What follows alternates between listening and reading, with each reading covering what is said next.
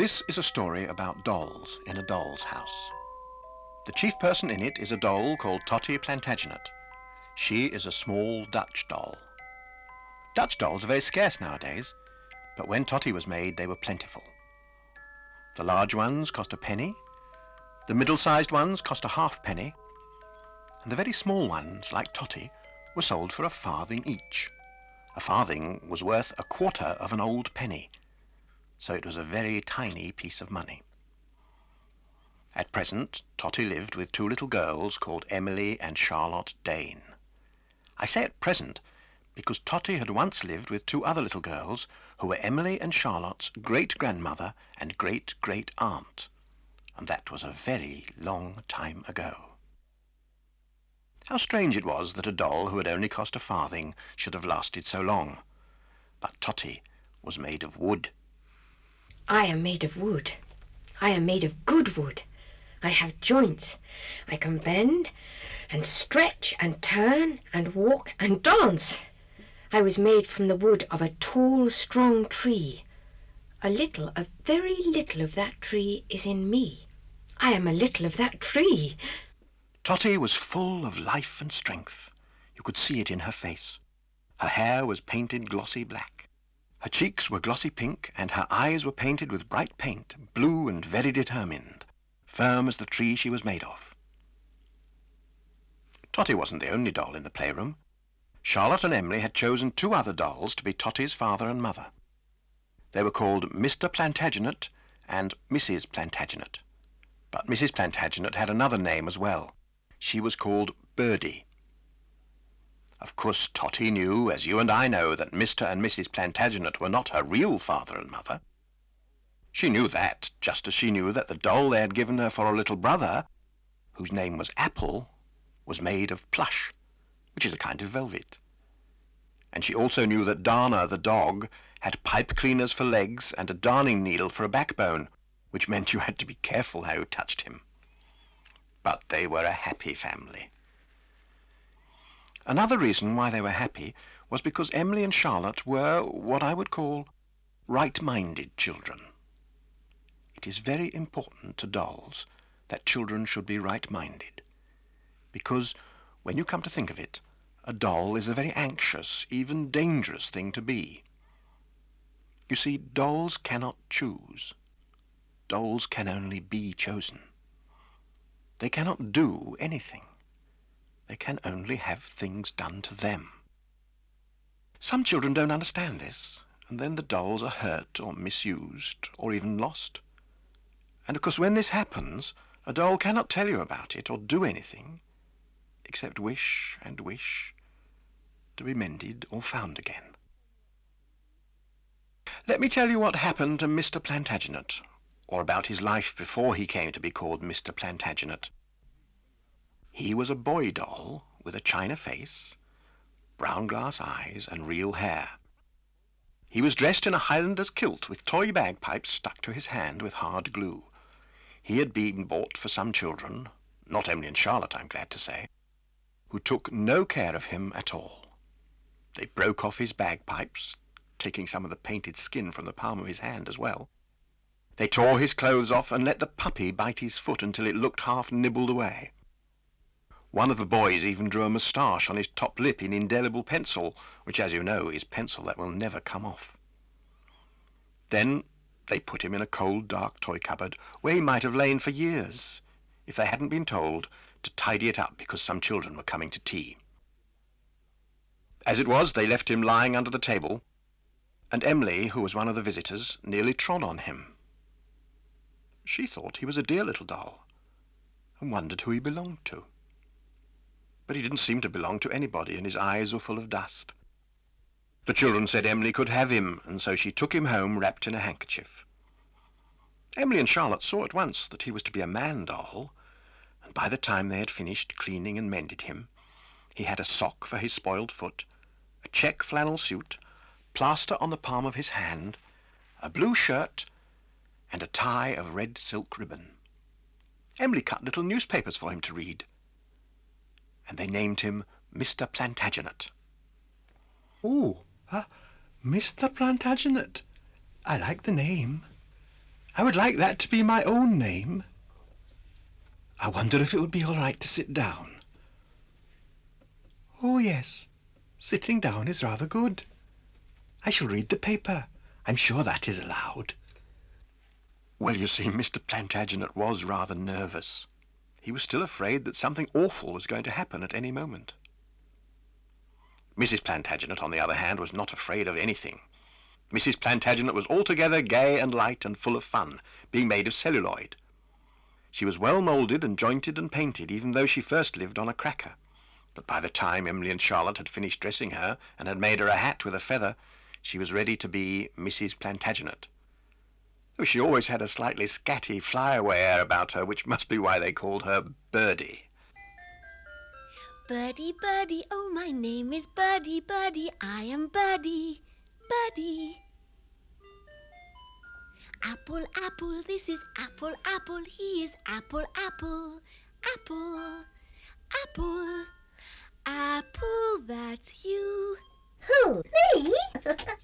They were a very happy family, or they would have been. But there was one thing missing from their lives. We haven't got a home.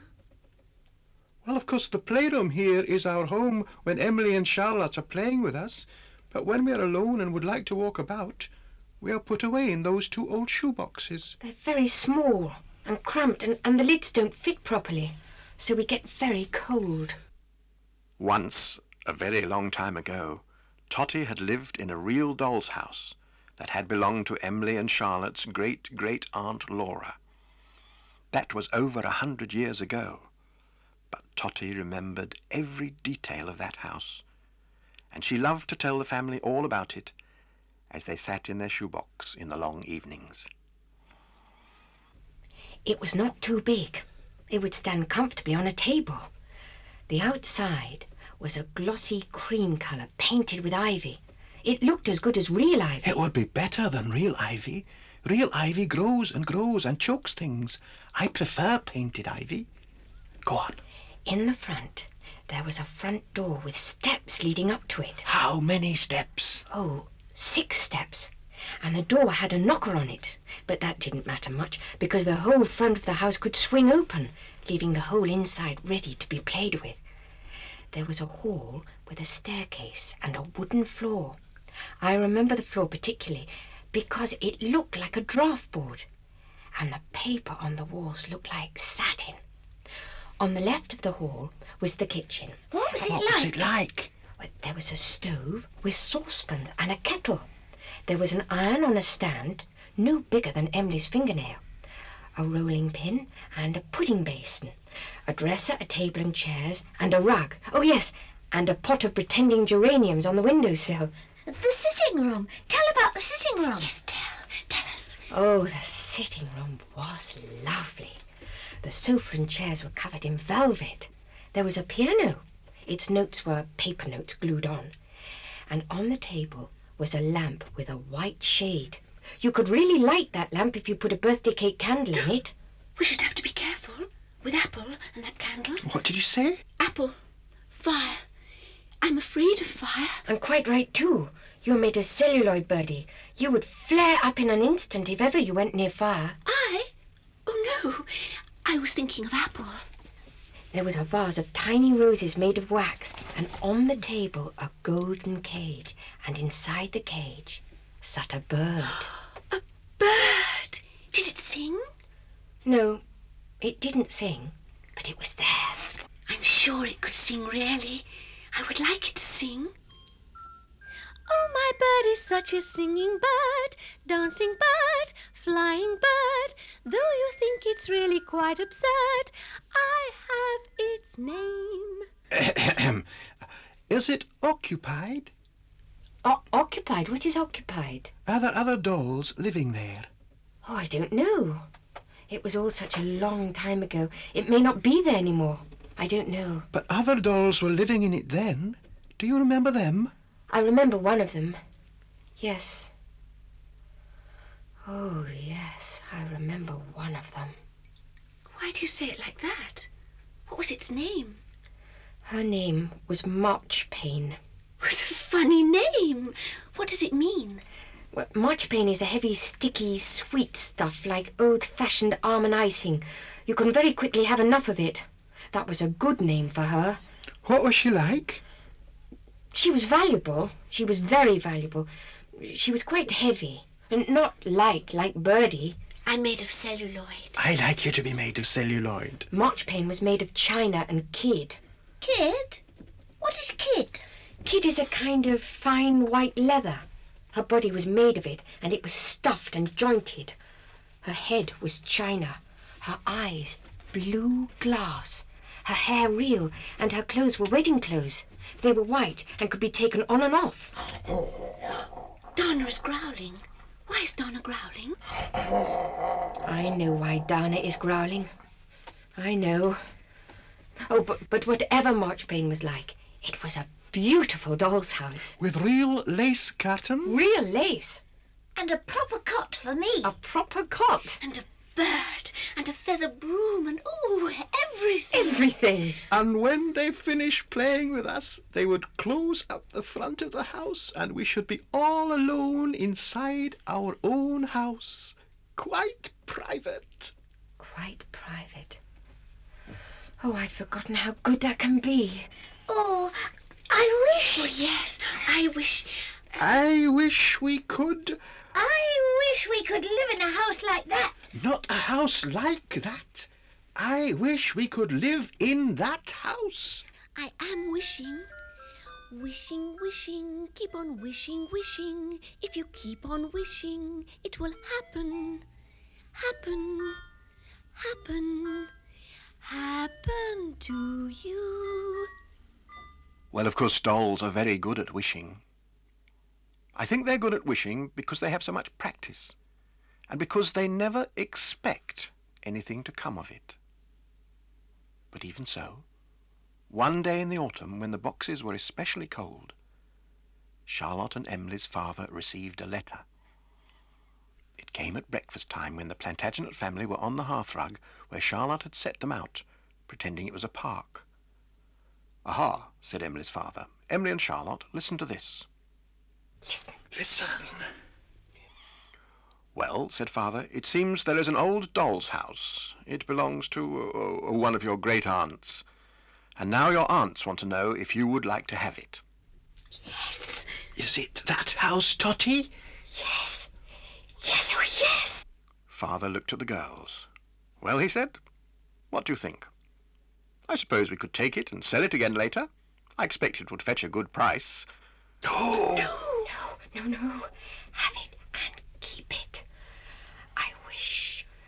"Come on, make up your minds," he said. And then Emily and Charlotte answered in the one voice, "We wish to have it and keep it." "Very well, you may," said father. "At least when you have a proper house for them, we needn't have them all over the floor. That will be a pleasant change, eh? Well, better clear them up now, girls." So Emily and Charlotte bundled the dolls back into the shoebox, feeling very excited. But they weren't nearly as excited as Mr. Plantagenet and Birdie and Totty and Apple and Dana. They were bubbling over with excitement. Though, of course, to look at them, you would never know they were feeling anything at all. But that's how it is with dolls.